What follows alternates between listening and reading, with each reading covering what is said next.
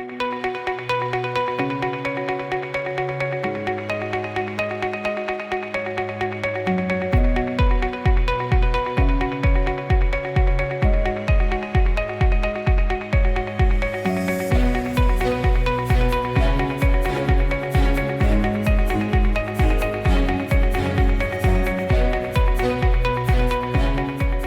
morning. First of all, I would like to thank HELLENiQ for continuing the effort, hosting this event in New York, very important event for our country, for the investment challenge that we continue to confront in our country, and the improvements that we have seen so far with the attraction of foreign investors. Those who don't know my capacity for the first time, I'm an energy infrastructure partner. My name is Papamichalopoulos. I've been engaged with energy as a streamline very early in 1996. I'm very happy being here in New York for also personal reasons. I happen to be born in New York, raised. My childhood is connected with New York. So being here today on a professional capacity is an honor for me, and I just wanted to share this personal note with all of you. We have distinguished members in our panel.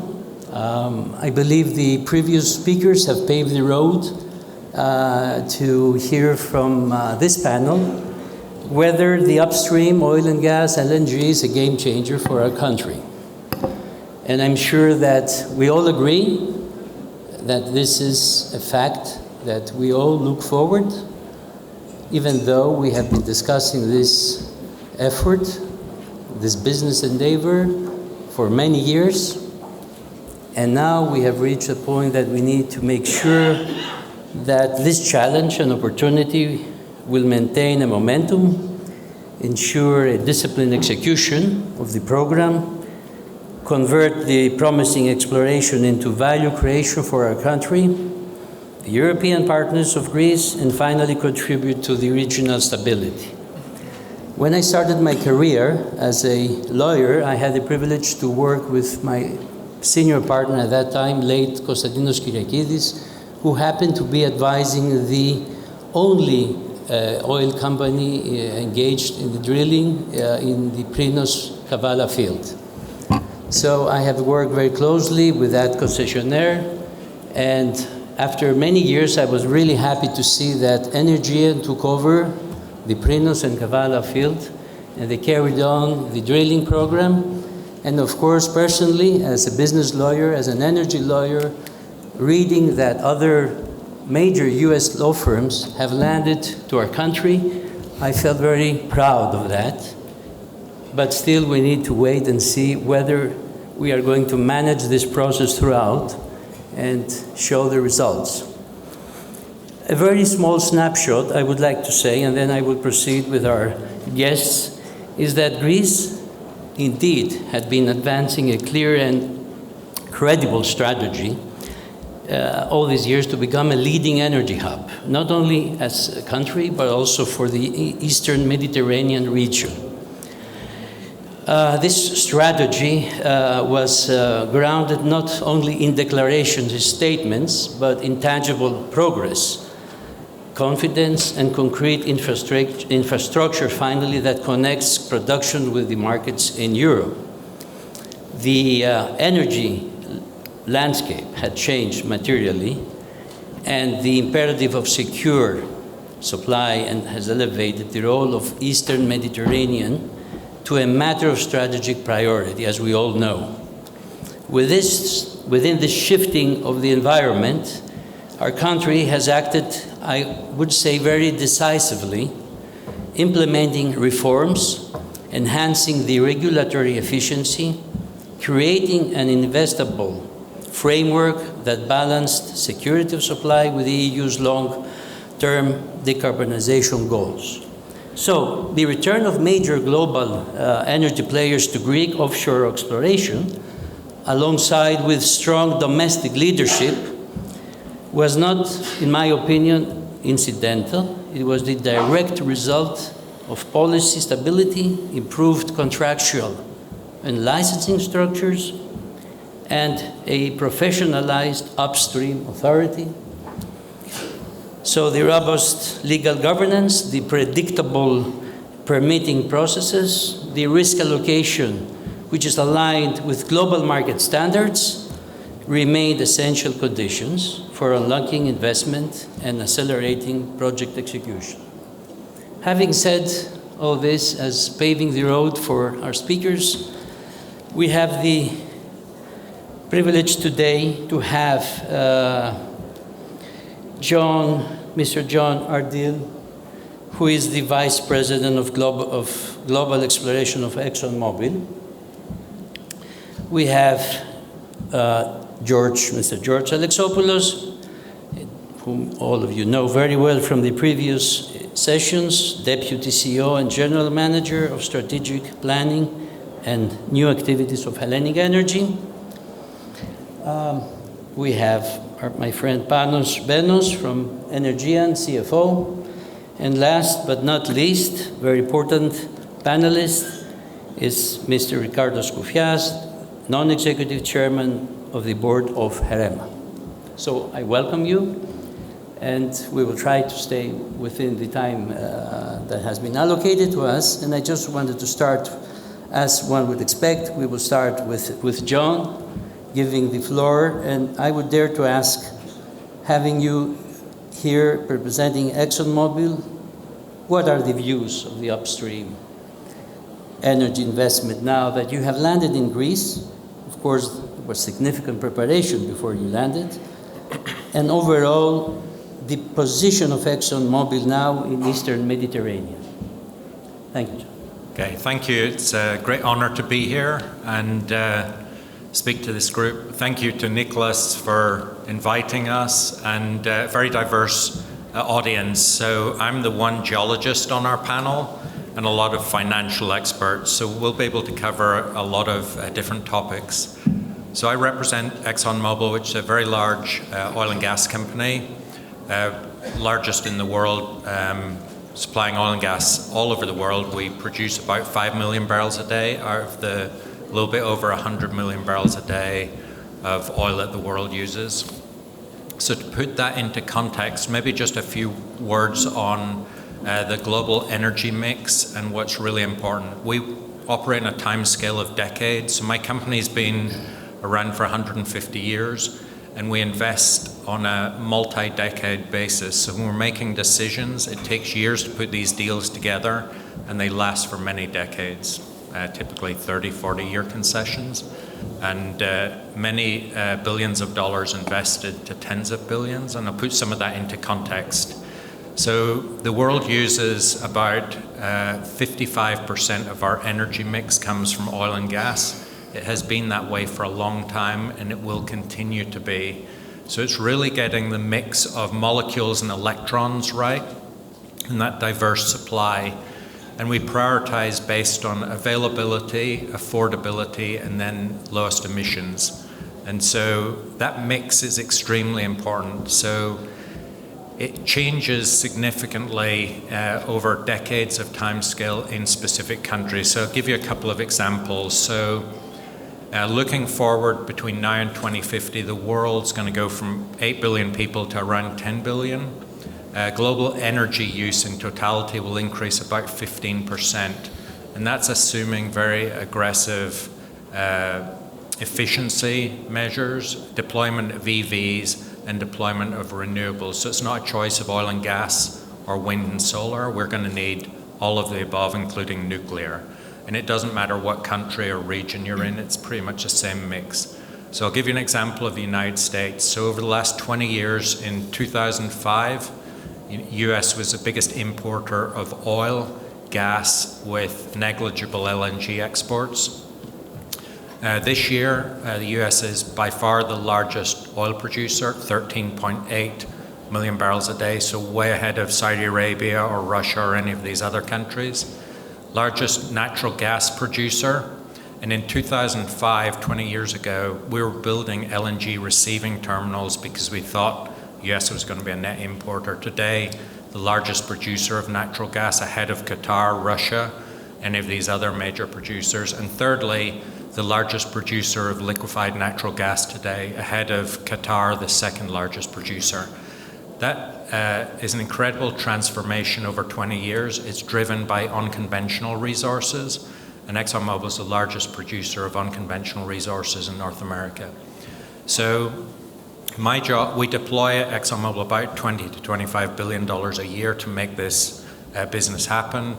My job is to deploy about $1 billion a year in exploration to bring the new projects in. And so to just set the framework, both molecules and electrons are extremely important for every country, primarily for economic development and sustaining the lifestyle and development that everyone wants and strives for. And we'll solve that region and country by country because the mix is very different. And so as we go through this panel, we'll start to focus in on the East Med and Greece and looking at a lot of great things that have been done there. And just to leave you with the energy mix framing, the United States, I mentioned, very big focus on oil and gas, and that's really to enable low-cost, reliable energy to underpin economic development in the near term and AI adoption in the longer term, which needs base load electricity that's very low cost and very reliable. And so in Greece, some key decisions over the past years have put the renewable capacity. So today it's about a little over 50% oil, 26% gas, and the rest is renewable. And that build out in renewable is very impressive. So electricity generation over 50% in solar and wind. Just to put that in context, Texas, which everyone thinks of as an oil and gas state, if it was a country, it would be the 5th largest wind generator in the world. It's 7 times more installed capacity than Greece today in Texas, and we predominantly produce oil and gas. So it's getting that mix right, and I think Greece is in a very good position to leverage renewables, but also to look at domestic exploration solutions for oil and gas. Thank you, John, for your very focused reply and the insights you have provided to us.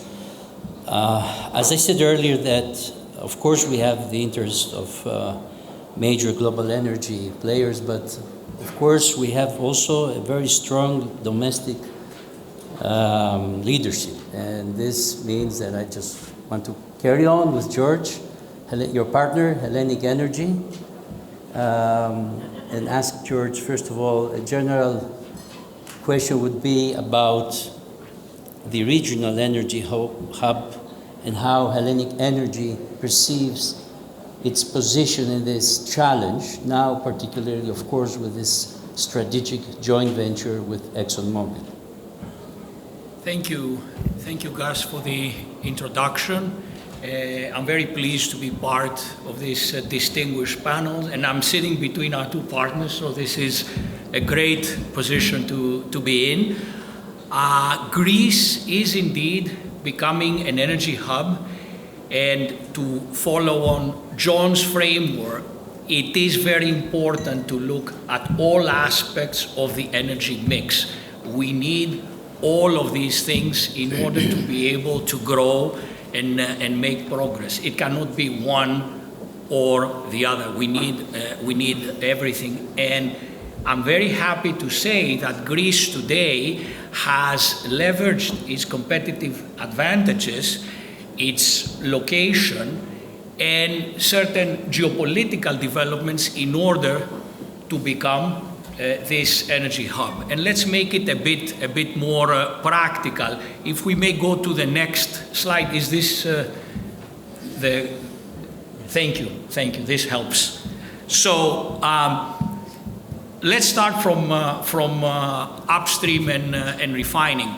Indeed, exploration is accelerating now in Greece, but let us not forget that also we had decades of investment creating a major regional export-oriented refining hub. And there are two great companies in Greece today, HELLENiQ and Motor Oil, supporting this Greek refining hub. Let's start with Greece. Greece stands out as a stable country and reliable partner in a challenging region. So it is a beacon of stability in a challenging region. Exploration activity is indeed accelerating with the participation of US majors.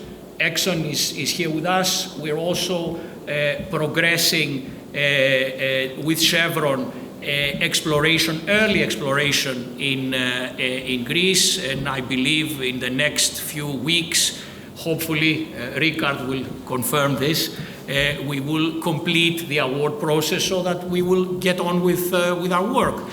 The Eastern Med has become an important upstream area with significant reserves and further potential, so this creates additional expectations in Greece. And as I said, we are a major refining hub, 550,000 barrels a day of capacity, and 25% of the total Greek exports consist of petroleum products, which is not something that you usually hear about. Natural gas. Greece has invested in infrastructure for a number of years, and now is the time to leverage that advantage in order to become an export hub to serve Southeastern Europe and beyond. There is an opportunity to replace Russian gas in Southeastern Europe. It's about 12.5 BCM with alternative sources of gas, including US LNG, which John mentioned. Now the US is the largest exporter of LNG. We have about 14 BCM of export or of import, LNG import capacity, and there's more FSRUs under development in Greece, and we're pleased to be developing one of them in the Thessaloniki area. The export capacity is growing in Greece and further north in order to be able to complete the network for gas in the entire region. There are still bottlenecks to be mitigated, but I believe that the various countries are taking steps to address that. And finally, power. You don't think of power as part of this energy hub, but I beg to differ. Greece has expanded its renewable production, and at the same time, it's the only country in the region with sufficient flexible gas capacity. So it's ideally positioned to support this market. Greece is now an exporter of electricity. We've been an importer for too long. We cover more than 50% of our demand with renewables. And as we are expanding into the battery space, we expect to improve the profile of renewables and support the grid stability. We have about 7 gigawatts of CCGT capacity, so we can mitigate the intermittency of renewables and provide balancing services that are becoming more and more important as the renewables are increasing in the energy mix. It is critical to continue investments in grid upgrades and interconnection in order to reduce renewables curtailment. We're wasting about 15% of our renewables production today because we cannot absorb it. So we need to facilitate electricity flows to the north and improve efficiency and decrease costs. And HELLENiQ is going to play a leading role in this through our subsidiaries Enerwave and HELLENiQ Renewables. Thank you, George.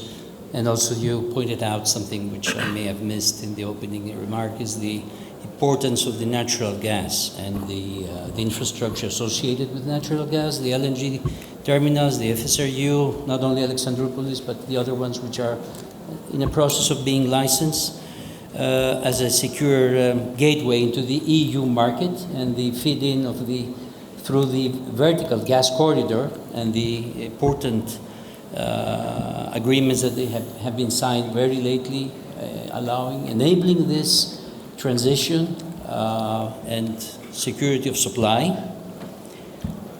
Having said and hearing very carefully what you mentioned to us, I believe now it's the role of Energean to step into the map and share with us also, since you have been operating 2008, not only you have a very vast exposure in the Eastern Mediterranean basin. What is, according to your vision, Panos, how has the energy landscape evolved? And what's next? What do you anticipate now that you are heavily engaged with the new infrastructure? Thank you, Gus. Good morning, all.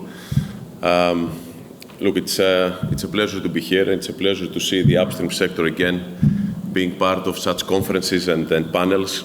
I feel that we're out of the naughty corner. 2 years back, I thought we would be meeting in hotel basements with code names and code words. But now being a little bit serious, reality check is always very harsh, especially when it comes to energy security, energy dependence, and ultimately affordability. And the key is the diversification, as my colleagues said here, of energy sources. Our journey at Energean started in 2007, not 150 years, but okay, we have a few years ourselves focusing in the region. It was a lonely road and a contrarian road at the time because most of our peers operating on the other side of the Atlantic, the EMEA region, were focusing mostly in the North Sea, Sub-Saharan Africa and Middle East.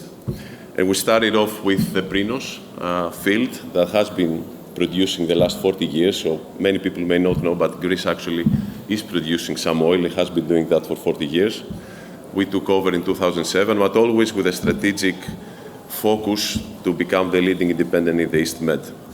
The landscape at the time was completely different to what it is today. The only big producing country in the region was Egypt, with around 60 BCM per annum. It was consuming 2/3 of that, roughly, and the rest were exported by the newly established LNG plants they had, and through the pipeline network, exporting some volumes to Israel and Jordan. Actually, there was not much production, but there was not much gas consumption either. So a lot of the countries were using coal, lignite, our favorite in Greece a few years back, and fuel oil.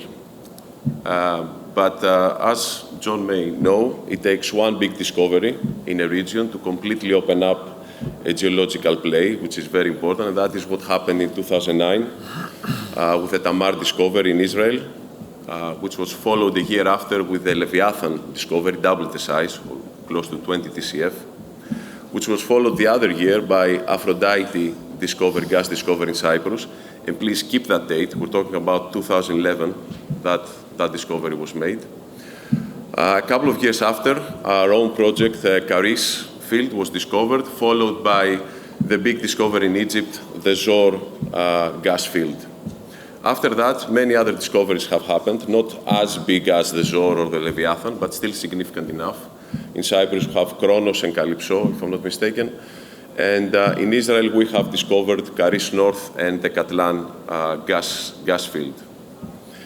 So fast forward to 2025, the region now holds 80 TCF, trillion cubic feet of gas, of resources. That's proven, not prospective. It has 3 countries that actually hold that reserves. This is Egypt now, Cyprus, and Israel. But only 2 of them producing and have proceeded with developing those discoveries. Because what's the point of discovering and spending the money to discover resources and not actually developing those? So currently, from the 60 BCM that was being produced in that region, the region now produces close to 75 BCM. But what has changed is something very similar to what John said in the US, in a smaller scale. Egypt now produces only 40-45 BCM of those. It has to import, so those new, relatively new LNG plants are staying idle. And actually now Egypt has to import LNG, because even the gas that they're importing from Israel is not enough to meet the local demand. From the other hand, Israel, that ran very fast with all the developments, now is producing close to 30 BCM, and we're talking about within 11, 12 years that they achieved that, 30 BCM, and they're exporting more than half of it to Jordan and Egypt. In addition to that, a brand new infrastructure has been added to the East Med, and that is the Energean power, as we call it, the FPSO that we have, that can handle up to 8 BCM of producing capacity and handle up to 30,000 barrels a day of liquid. And that provides a unique, because it's the only floater in the whole East Med, that you can connect very quickly gas fields and monetize them as efficiently and optimum as possible. In addition to that, it provides us with the opportunity to propose, and it is a proposal currently being assessed by both countries, Israel and Cyprus, a pipeline to be laid to Cyprus and provide them at last some diversity of energy sources with gas, since they are the only European country still burning fuel oil for their power generation. So what's next? And what's next is the really important thing now with the oil majors being around and governments at least focusing on that energy security and creating and making the most out of the evolving East Med landscape. I think number one, we are developing the Katlan gas field, which is expected to come on stream in 2027.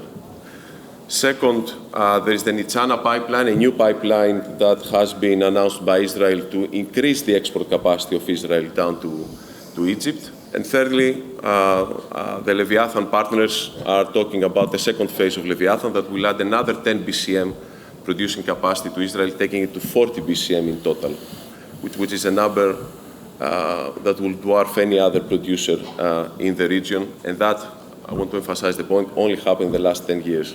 The other point is in Cyprus that finally, and hopefully, some of those projects will take FID. So Cyprus should become, at least early 2030s, a gas producer. Our export pipeline, subject to the approval from the governments. And finally, of course, what we do and what we plan to do with the partners here, we've spent quite a few million in our exploration activity in Western Greece. Now we have formed a very exciting JV to explore that side of the East Med that hasn't been explored. And by explore, I don't mean about studies, geological studies, which is always the first step, but actually putting the drill bit down to the ground. And down to the ground, we're not talking about some water wells a few hundred meters down. It's a few thousand meters down, so very risky and very expensive type of investment. So far, we can only say we're excited. We cannot say we're happy. Hopefully, when we drill next year around, we will make it to the Great Hall. Look, we're all extremely proud of what we have achieved so far, and hopefully, with the success in Block 2, we will be able to evolve and increase the potential of the region, especially in Greece. Thank you, Panos, and you have given us also a nice to pass a question to Ricardo about the fact that you would have to meet secretly to discuss upstream business, and now there's a different situation, and since we have Ricardo under his capacity and officially representing HEREMA, I would like to ask Ricardo, what has changed, Ricardo? Because I witnessed that as a professional myself. For many years, we were focusing on the renewables, and of course, there are huge powers deciding what is going to happen next. And I don't believe it's really because of President Trump's position, drill, baby, drill, and suddenly we decided to go forward to that direction. This is one small question. I just wanted to have your opinion. And the second one is, maybe we can wrap it up, what HEREMA believes under its institutional position as an authority about the next steps. What are the key next steps? Because we have lessons to be learned from the past, and now we need to progress, taking into account of those lessons in the past as an authority to accommodate, facilitate the next steps for the business. Thank you. Thank you so much, guys, and thank you for having me. It's I made note of your comment as well about gas infrastructure. So the last time I had the opportunity to speak here, it was representing gas infrastructure when we were building the TAP pipeline. So it's really a privilege to be back again representing HEREMA. So as to go to your small question with a potentially very large answer, but I will keep it short. What has changed? I will be tempted to say, and I think that many of the panelists will agree with me, that nothing has changed, at least not in terms of the arithmetics of the energy sector. As John said in his opening remarks, the sector looks the way it looks. It has looked the way it looks for quite a lot of time. Of course, we're all endeavoring to change and add to the sector. But this is really a question about energy arithmetics, which also takes into account population growth, the energy need, the role that energy plays in terms of both stability as well as economic competitiveness, etc. And I'm saying this because when we brought together the new board and also new CEO in HEREMA in 2020, this was very much where we had an aligned vision about the sector. So what we set out was to put in place a transformative strategy where reviving, if I may say, the upstream sector, notwithstanding the fact that we actually have activities, was a critical component, and it is truly a cornerstone in that strategy. But of course also mindful of as Daniel Jürgen will say, not the energy transition, but the energy addition, also looking at how do we additionally monetize the national resources that we have, such as offshore wind, where Greece is fantastically well positioned. Looking at the broader industrial landscape, how do we bring CCS and CCUS into this? And those were the core elements of the strategy that I would say essentially rests on three pillars, which is to monetize the resources, to do so mindful of energy security and of course energy dependencies and independencies, as well as of course the broader transition. Now that strategy was declared or designated a national strategic priority by Prime Minister Mitsotakis in April of 2022, which I think was critically important because it sent a very unequivocal message into the market that Greece is running with this for the long term. And we did not wait very long after that until we actually started putting the pieces in place. So already in November of 2022, did we initiate a new series of seismic surveys, surveys that went far beyond what any of the previous surveys had done. And I think we see the result today, where I think we can say that we've really re-emerged as hopefully, and I know my panelists will hammer this, you do not know before you know, but we have certainly re-emerged here as a potentially very important upstream geography, now supported by substantive commercial deals. And I don't need to inform this to this audience, these are not haphazard small deals that you put your toe in the water. There are certain fundamental elements that need to be in place for this to happen. You need to have the geology supporting this. You need to have an institutional environment that is investable, and you need to have a government partner that is stable and predictable. And I think that Greece has delivered extraordinarily well on all those components. So this is back. I think this has reinforced as well what industry has always said, that the broader energy conversation cannot be a conversation about a binary choice. This is not about selecting one technology over another technology. This is about absolutely optimizing every potential strand that we have, and doing so with energy security, energy affordability, and of course energy sustainability as part of the component. And this is why I think Greece has emerged as a protagonist. Not only was the strategy that was presented by the government at the time, and as you will have seen, being very, very actively pursued after, really set a different context.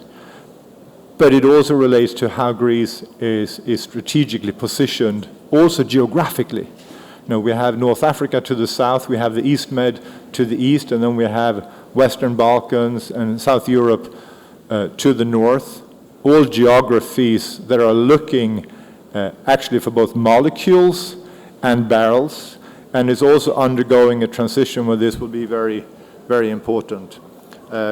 So I think my closing message to this is a lot has changed. A lot has not changed because the arithmetics stay the same.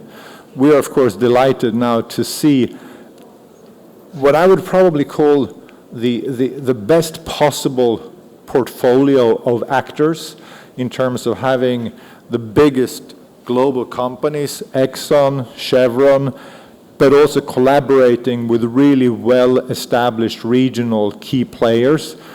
You couldn't have anything better than this from our perspective. So what we're now looking forward to as we go into 26 is we're looking forward to further seismic surveys. We are starting to look forward to putting those drill bits into the ground, which is when we will know. And in parallel with all of this, we will also continue the other strands of that strategy to really create this holistic package, which, if I may say so, it has been interesting to observe in these forums how we often talk about Greece having gone from a crisis into now a very successful economic situation. For somebody that has been following and have the opportunity to be part of the developments in energy in Greece as well for the last 15 years, you know, how Greece has gone from a somewhat peripheral role 15, 20 years ago into today presenting a strategy where we see a lot of the other European and international partners actually look to Greece, to put it bluntly, to say, you know, you put in place a strategy that actually monetizes your upstream, but does so very responsibly from an environmental and socioeconomic perspective. You have added components around carbon management, around renewables. You're accelerating LNG imports. You are now driving developments of the vertical corridor. Greece has gone from a peripheral role into really acting as a very responsible protagonist in this space. So it's been a fantastic development. Ricardo, thank you very much for giving us this full picture, and you have also addressed some of the matters that we wanted to do in the second round of questions. We have almost 5 minutes, and I would just like to invite the other members of the panel just to make a statement, a high-level statement. I won't be asking the questions. I would like you to decide what is important given the venue, given the audience, given the plans that we have discussed, the challenges that we have, and what would be a fair statement in order to close this panel and move on. So, heard a really good foundation for where's the energy mix in the world, what are those choices, molecules and electrons. So let's focus in on Greece. What's going to happen next? And Rikard just mentioned the economic transformation from a time of crisis to a time of relative strength today. But how do we take that to the next level? And so the energy mix, building out renewables is extremely important. Any electron you can generate from renewables is a molecule saved that we're not burning to generate electricity, because the value in oil and gas molecules is really around transformation into very, very high value products, and it's also very transportable for for very high energy intensive uses in transportation, jet fuel, things like this. So getting that mix right, most of the countries across North Africa and East Med, heard about Egypt, they're all building what's called FSRUs. These are floating storage regas units to enable the offloading of LNG. So when Europe went into the energy crisis with the Russia-Ukraine conflict, everyone wanted to increase regas capacity. And that's to receive LNG, including Greece.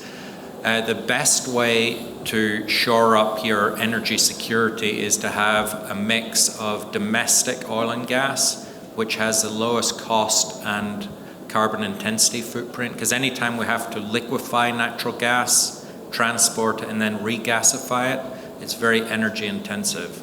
We really prefer to send those molecules to countries with no other options, such as Japan, no natural resources, reliant, a lot of Southeast Asia, very reliant on LNG.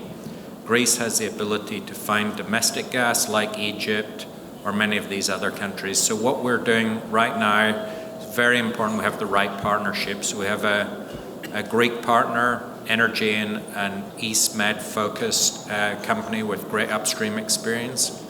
And each company brings a unique component to this. So ExxonMobil brings massive scale technical capability. We're the largest explorer in the world, largest explorer in the Med by any measure, and multiple discoveries, 2019 Cyprus, 2 discoveries in Egypt and Cyprus last year.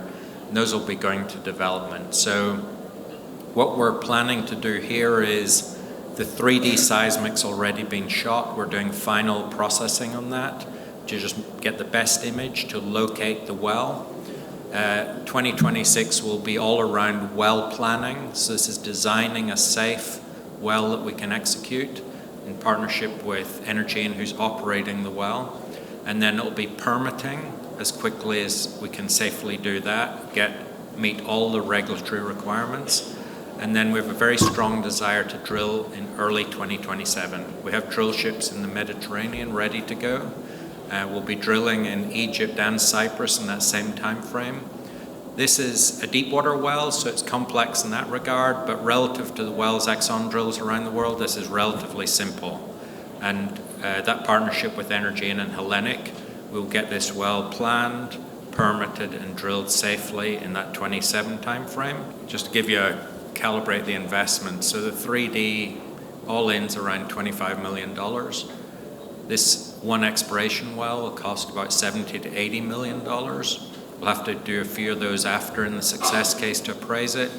And then the success case developments when we start to spend a little more money.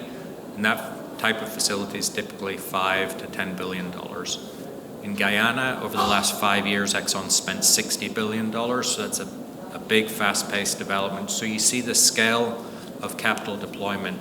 And so we're perfectly positioned now to go test this exploration well. Put it in context, 1 in 10 of these is successful. So keep the champagne on ice until we get the discovery. Okay. And then it's very important that we drill this well, because that's the real proof of concept here. And so you have 3 of the best companies in the world testing the natural gas domestic potential in Greece, which is a huge milestone, first well in decades in the deep water. And if successful, will be transformative for the economy. So that's where we're at now. So the next 12 to 18, 24 months is extremely important. And when we get back together a year from now, we'll probably be in the final throes of well planning, hopefully with a permit in hand and a well location, and be ready to safely, that's the number 1 priority, safely execute that well, and then we'll know sometime in 2027. John, we look forward to that moment. George, 1 minute, can you please Sure. do a similar recap? I'll try to keep it brief. I think we've established conclusively that Greece is becoming a regional energy hub across the energy value chain, and this is very important. I think we need to exploit our natural resources as a country, again, in all segments of energy. That is why we are progressing with our partners into the exploration of Block 2. I think John described it very well. I don't need anything to add there.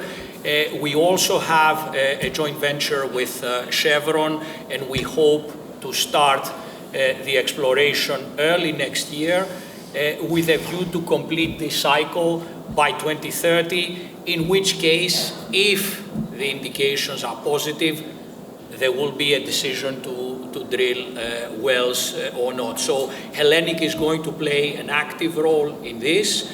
We're also very strong in the refining segment, contributing to the energy security, not only of the country, but of the region as well. And with our renewables and power business, we are going to drive the developments in the region as the region energy mix is changing. More renewables, but at the same time, flexible gas units are required to literally keep the lights running. And batteries, as they're added, they will also play an important role. So I think it's an exciting new period, and we look forward to being part of it. This is a joint venture meeting of partners. I think Panos would very agree, of course, briefly, but you still have to make a statement. Yes, very, very short. I think my partners here covered all points. Look, the product is very clear. Everyone knows oil and gas. The supply dynamics, the supply-demand dynamics are very clear as well, especially in Europe. The capital and the expertise is there. As John mentioned, I don't think we could have set up a better JV to drill that well. So we are prepared. We understand the risks. We are, as I said, excited, but the champagne will pop when we actually find something. Because we have to be excited given the millions we're ready to invest. The only thing that we cannot control, and that is we're asking for regulators, we're asking for politicians, is the consistency, continuity, and stability at the fiscal terms, at the regulatory terms, the permitting terms. Energy security and these type of investments are extremely capital and time intensive. So the last curveball we need is a complete change of the terms of the game. And unfortunately, in the past, European politicians have been very eager to do that to the sector. But since we made it now to the main hall, let's hope we're going to stay here and remain here. Okay, thank you, Panos. Ricardo, do you feel make a final statement? Yeah, I can wrap it up in 30 seconds, because I think the message from my fellow panelists is pretty clear. When Minister Kyriakides brought together this team a couple of years ago, most people said this probably wasn't possible to happen. Well, it has happened. We have attracted some very important investors, and we have now put the upstream piece back on the map for Greece. But I think it's important to recognize, well, maybe we can have a very small sip of champagne today because it is an achievement, but we need to keep the Magnum bottle on ice for now. So from our perspective, we have two things that we need to do. We need to make sure that we now get through the execution phase. We have brought them on board. We need to make sure that we give them the tools and the support that they need to execute that. We need to do that in a way that both looks into the two strands here. One is very much the commercial piece. We are getting extraordinary support on those elements from our energy minister, Papastavro. But there is also the sovereign also overlay here, where we continue to work with the Ministry of Foreign Affairs, the Ministry of Defense, the Ministry of Energy, and across the spectrum to make sure that we continue to create an environment for success. And that is really what is sort of keeping us going from Monday to Friday. Ricardo, thank you very much. I thank you all for this opportunity to have this discussion and interface here in New York. I wish also to the audience happy holidays, first of all, and thank you for your patience hearing the potential capacity here for the next years. It's drill, drill, drill. You heard it. Thank you.